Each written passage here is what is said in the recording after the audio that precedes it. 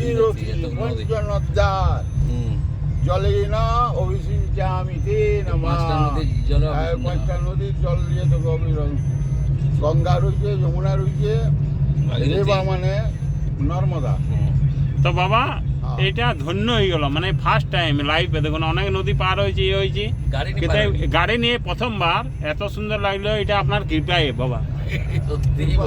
रोहन भाई आप थोड़ा कुछ बोलिए।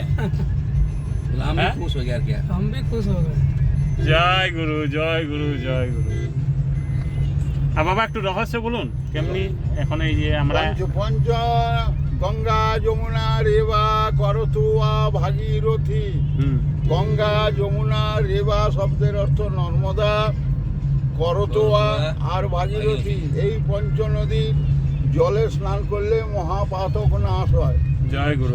এই পঞ্চ নদীর মধ্যে যে নদীটা আমরা পেরালাম সেই তারই নদীর নাম হচ্ছে ভাগীরথী।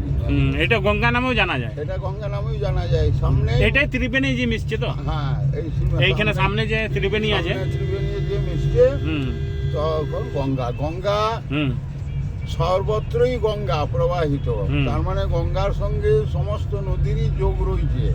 এইবার সেই তীর্থ মার্থের জন্য সেই স্থানকে যেতে হয়, না হলে যদি প্রকৃত ভাবদর্শী কোনো সাধক হন তাহলে তিনি তার স্বগ্রামস্থিত যে কোনো নদীতেও গঙ্গার পূজা পাঠ তর্পণ করতে পারেন।